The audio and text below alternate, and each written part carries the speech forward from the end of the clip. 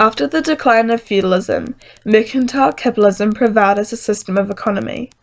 Mercantile capitalism was based on national policies of accumulating wealth, establishing colonies in a merchant marine, and developing industry and mining. This was achieved through exporting the largest amount of products and importing as little as possible. Mercantile capitalism is closely linked to industrial capitalism as they overlap in the time frame in which they occur. The scale in which industrial capitalism and the Industrial Revolution changed the nature of work are much greater than mercantile capitalism. When comparing the readings, there are many similarities in mercantile capitalism with industrial capitalism and the Industrial Revolution eras. We are therefore able to compare and contrast between the readings using the key concepts of themes, theories, and things. In this video, we are going to talk about themes, work and employment, theories, alienation, exploitation, and power, and things, phases of change and time, all in relation to mercantile capitalism. In the Hodgson and Sullivan reading, the Protestant work ethic is used as a means for justifying hard work. The Edgell reading also mentions the Protestant work ethic, or later known as the work ethic. Edgell further explains that the work ethic is used to inspire the concept of time is money. The tradition of only doing what was necessary was replaced with the belief that hard work will lead to the creation of wealth. This is a common theme in capitalism and eventually became the goal in life for workers. Edgell also mentions that work during mercantile capitalism was seen as not a special subject, but rather a part of the general social and spiritual framework. Edgell also mentions that the main types of work were non-industrial and diverse. The Hodgson and Sullivan reading and Edgell reading are both similar in noting the Protestant work ethic. However, the Edgell reading is different, noting the main types of work were diverse and covered a range of skills. These readings also both note work as being a part of the workers' lives. In the Hodgson and Sullivan reading, the amount of people participating in work increased during mercantile capitalism. Women were also employed by merchants as a cheap source of labour, rather than just helper to their husbands. Women could be paid less as the assumption was made that it was a man's job to provide for them. Edgell notes families and children were employed to work in factories. This occurred because, before the factory system, workers were producing goods for themselves. Due to the introduction of the factory system, they lost this alternative source of income. There was also a change in the range of tasks as a worker was now being employed full-time in one job.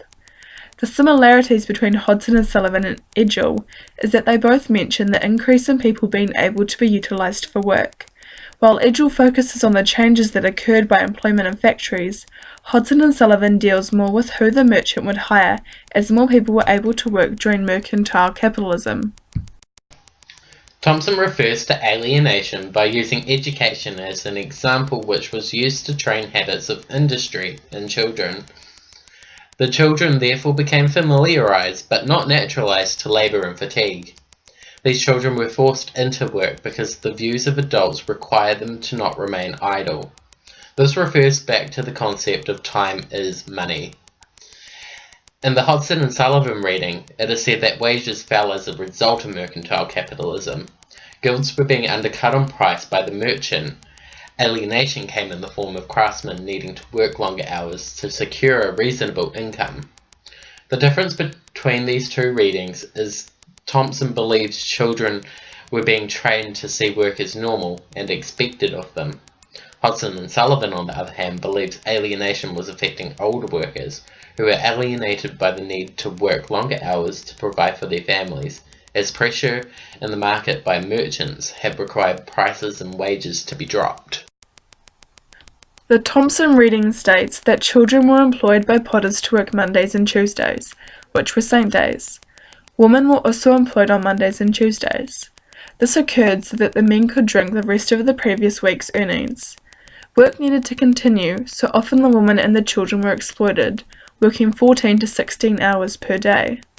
In the Hodgson and Sullivan reading, the exploitation came in the form of moving peasants off the land, which had been their home and their life.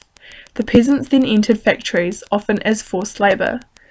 Women who used to help their husbands were now being employed by the merchants.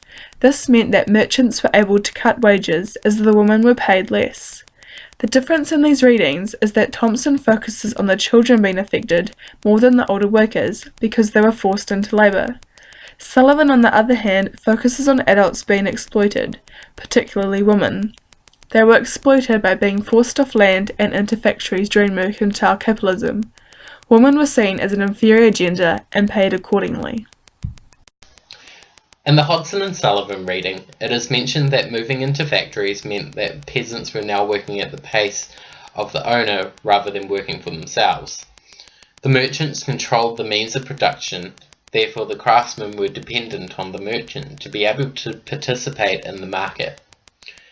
If a watchmaker needed access to gold, then he would be reliant on the merchant to get what he needed. In the Thompson reading, the masters are stated to have power. They control the means of time, therefore they control the length of the working day. They use the control of watches to put the clocks forward in the morning and back at night. Although the workmen knew what was happening, they had no power over stopping it. The clock then became a symbol of oppression for workers.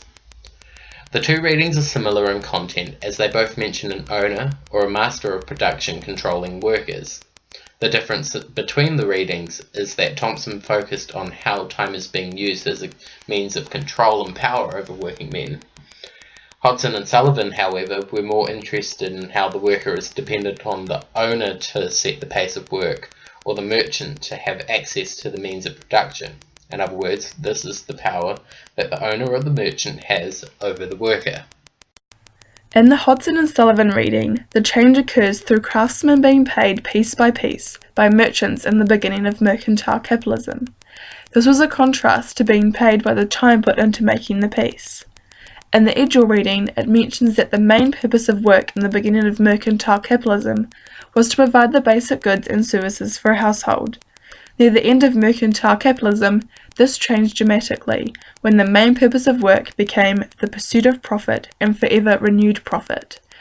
There are similarities between these two readings, as Sullivan mentions the change is that merchants realised that if they paid the craftsman for the time that they put into making the piece, he would be paying the craftsman less.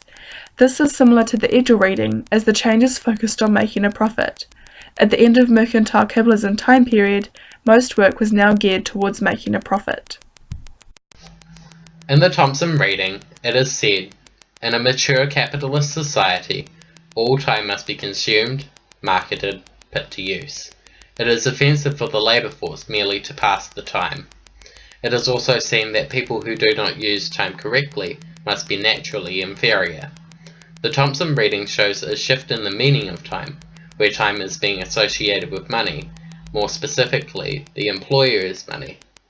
In the Edgell reading, it mentions that prior to the rise of industrial capitalism, the working year had a generous number of holidays, both religious and secular. Also, the working day varied from long days in the summer to short ones in the winter. The pace of work was slower in the beginning of a specific activity or task, but often increased when the deadline for completion approached. The differences between these two readings are Thompson shows time must be used efficiently, for it is a waste if it is not. In the Edgell reading, there was less urgency in the pace of work. The pace of work was set by workers, and therefore they were able to take part in more secular and religious holidays. This is because time had yet to mean money. The way we perceive work and how work is organised has significantly changed during the mercantile period. As mercantile capitalism was the earliest form of capitalism, we see many similarities to how work is organised today. Some of the main concepts that we see during mercantile capitalism are the changes in the way life is organised. The most notable concept is the change in the organisation of time. Time has a huge bearing on life in the current capitalist society, and between the three readings we begin to see where the emphasis of time began. Time began to become more important, dictating how many religious and secular holidays there were, how long the working day was, and how you were regarded by the public. The Industrial Revolution began towards the end of mercantile capitalism, and would eventually shift into industrial capitalism. This brought more changes to the nature of work And again, we see work evolve as it did during mercantile capitalism.